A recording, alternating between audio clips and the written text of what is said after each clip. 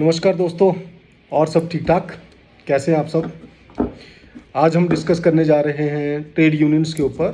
काफ़ी hot topic चल रहा है आजकल, तो उसी के बारे में डिस्कस कर लेते हैं। स्कूल टाइम में आपने कुछ वर्ड सुने होंगे, मार्क्सवाद, पूंजीवाद, सामंतवाद। इन्हीं तीन शब्दों के बाद एक वर्ड आता है कम्युनिस्ट। कम्युनिस्ट पार्टी इन्हीं शब्दों की देन है। इनके बाद इनके अगेंस्ट कह सकते हैं आप कि कम्युनिस्ट पार्टी ने इंडिया में एंट्री की।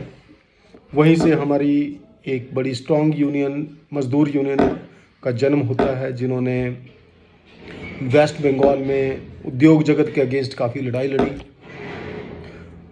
देखिए, ट्रेड यूनियंस जब बनाई जाती है कहीं पे भी, वो इसलिए बनती है कि जो मजदूर है उसके साथ कोई अन्याय ना हो पाए, जो किसान है उसके साथ कोई अन्याय ना हो।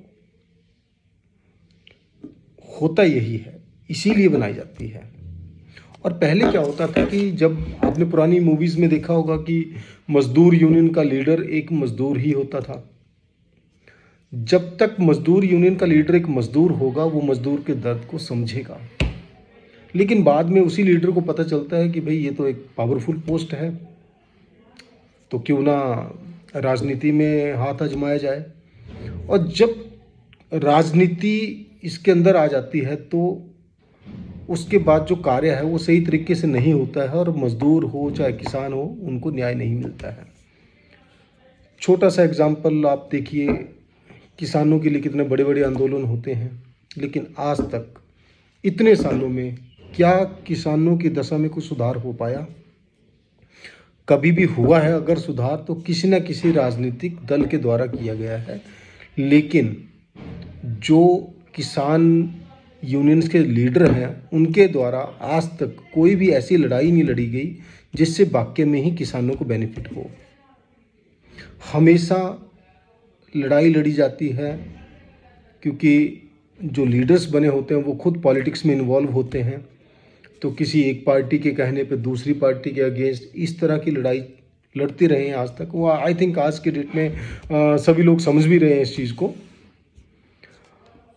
दूसरा एग्जांपल मैं लेने जा रहा हूँ कोलकाता। कोलकाता कभी हिंदुस्तान के उद्योग जगत की राजधानी हुआ करती थी।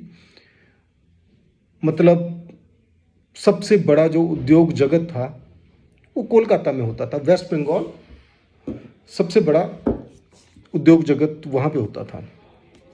लेकिन हुआ क्या कि ट्रेड यूनियंस ने वहाँ पे कंपनीज के अगेंस्ट फाइट कुछ ना कुछ चलता गया, और वो इतना ज़्यादा बढ़ती गई कि धीरे धीरे वहाँ से सभी उद्योग उठते गए। और आज की डेट में कोलकाता से, वेस्ट बंगाल से सभी कंपनीज जा चुकी हैं, और वहाँ पे बेरोजगारी इंडिया में आई थिंक सबसे ऊपर होगी।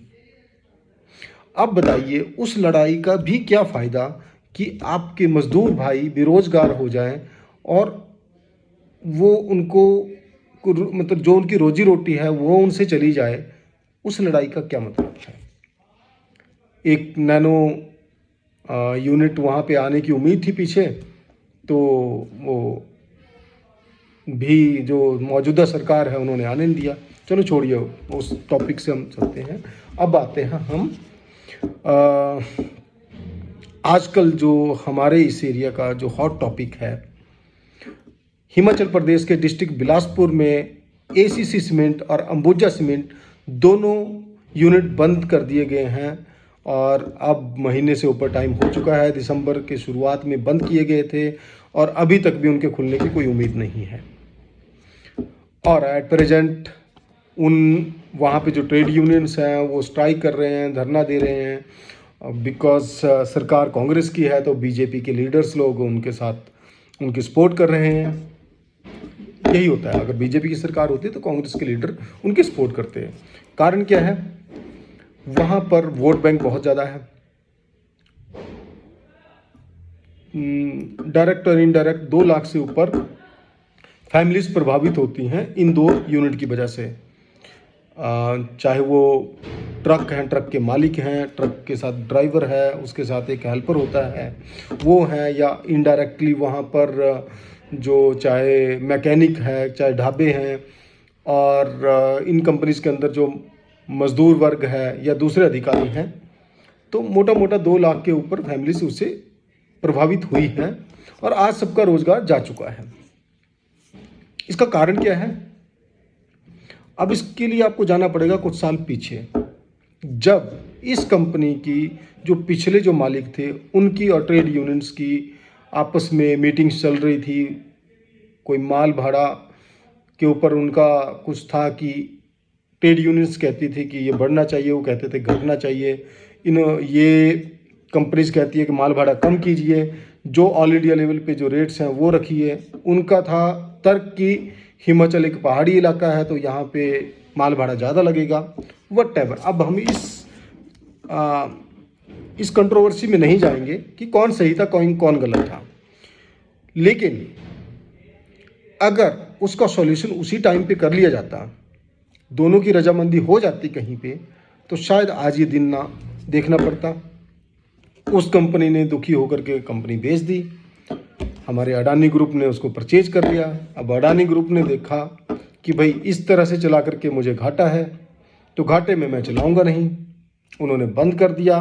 गवर्नमेंट कुछ नहीं कर सकती है, क्योंकि अगर वो घाटे में उद्योग है तो वो या तो गवर्नमेंट पैसा दे उसका, वो तो हो नहीं सकता। तो इसमें गवर्नमेंट की कोई इन्वॉल्वमेंट नहीं है। गवर्नमेंट इसमें मिल बैठ करके ही इसका सोल्यूशन निकाल सकते थे, जो उन्होंने किया नहीं। अब मज़े की बात ये है कि ये यहाँ तक पहुंची क्यों बात?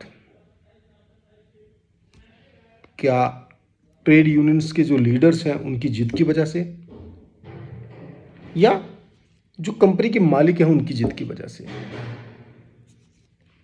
कुछ ना कुछ तो गलती दोनों जगह कहीं ना कहीं है, लेकिन इसका इफेक्ट किसको पड़ रहा है?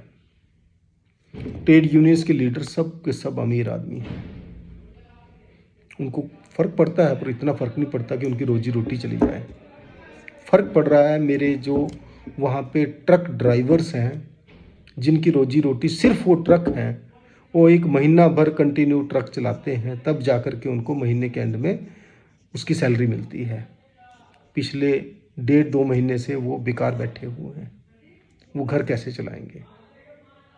आज बीजेपी कांग्रेस दोनों राजनीति कर रहे हैं, बीजेपी के लीडर्स उनके साथ बैठ गए हैं कि हम आपके साथ धरना देंगे। कांग्रेस क्या करेगी इसमें, क्योंकि सरकार उनकी है, वो उनसे बातचीत कर रहे हैं, लेकिन बातचीत जो भी हुई है वो बेनतीजा रही है। ट्रेड यूनियंस अड़ी हुई है कि हमें तो वही किराया चाहिए, कंपनी कहती है कि हम ये किराया दे नहीं सकते, तो वो बंद पड़ी है। इस चीज़ को आपको समझना पड़ेगा इस एंगल से कि जब भी ट्रेड यूनियंस किसी भी पॉलिटिकल पार्टी या किसी भी ऐसे आदमी के हाथ में आ जाती हैं जो खुद पॉलिटिकल सिस्टम में पावरफुल होते हैं, तो उसका रिजल्ट यही निकलता है। यहाँ पे भी यही हो रहा है। अगर कोई भी ट्रेड यूनियन है, वहाँ पर जिस लेवल के वो मज़दूर हैं, जिस तरह की वो यूनियन बन रही है, उसी लेवल से निकाल करके एक लीडर बनना चाहिए उनका, या जो भी उनकी कमेटी बनती है वहाँ से बननी चाहिए। होता ऐसा नहीं है। मैंने एग्जांपल बताया आपको किसानों की यूनियन का, आप देखिएगा जितने भी किसान लीडर्स हैं सब के सब करोड़पति हैं। अब कुछ लोग मुद्दा उठाएंगे कि क्यों भाई किसान अमीर नहीं हो सकता? अरे भाई अमीर हो सकता है तो जो गरीब किसान है उनके लिए फाइट करिए ना आप। वो गरीब किसान तो आज भी वही वैसा ही है जैसा आज से 25 साल पहले था। आज की डेट में पीछे ये जो इतना बड़ा आंदोलन किया, अब आज उन लीडर से पूछे जा करके कि भाई आपने 1 साल तक इतना बड़ा आंदोलन किया, इतने लोग मर गए वहां पर, अंततः किसानों को मिला क्या? किसान आज भी वही है। अगर वो कानून गलत थे तो आप सही क्या है? आप हिमाचल के किसानों के बारे में देखिए, जहाँ पे बिल्कुल छोटे छोटे किसान हैं, उनकी हालत दयनीय है आज की डेट में। जो गवर्नमेंट की तरफ से सपोर्ट मिल रही है वही है, बाकी कुछ नहीं है। तो क्या सब्सिडी के ऊपर ही चलेगा सब कुछ? ये 2 मुद्दे ट्रेड यूनियंस के ऊपर है। आज की डेट में ट्रेड यूनियंस को सुधरना पड़ेगा, इनके जो लीडर्स हैं उनको सुधरना पड़ेगा। अंततः जो मजदूर वर्ग है या किसान वर्ग है, अब ये धीरे धीरे समझ रहे हैं कि इन लोगों के कहने के ऊपर चलेंगे तो जो रोजगार है भी वो भी चला जाएगा। जो कोलकाता में हुआ था वो आज यहाँ पर होने जा रहा है। वहाँ पे वो लोग नहीं समझे थे। आज बेरोजगारी चरम सीमा पे है। वेस्ट बंगाल में पूरी तरह से किसी के पास रोजगार नहीं है, क्योंकि उद्योग जगत है ही नहीं।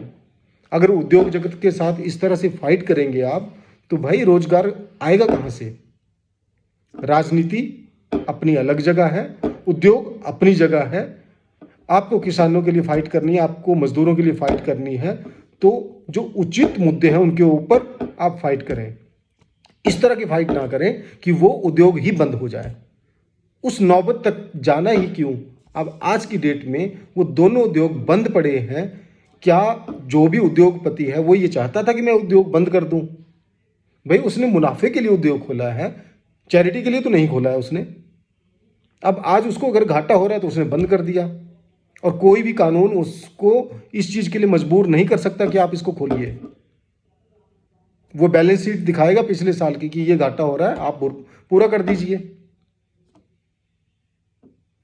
मेरे कुछ भाई हैं जो इसमें लीडर्स हैं, वो बुरा मानेंगे मेरी बात का, लेकिन उनको भी ये थोड़ा सा सबक लेना चाहिए कि भाई अपनी गंदी राजनीति के चक्कर में आप इन मजदूर भाइयों का बुरा मत करो, इनका रोजगार मत छीनो। तो इसी के साथ मैं चाहता हूं कि आप लोग अपने कमेंट्स दें और इस बात को उन लीडर्स तक भी पहुंचाएं कि भाई सुधर जाओ, बहुत हो गया।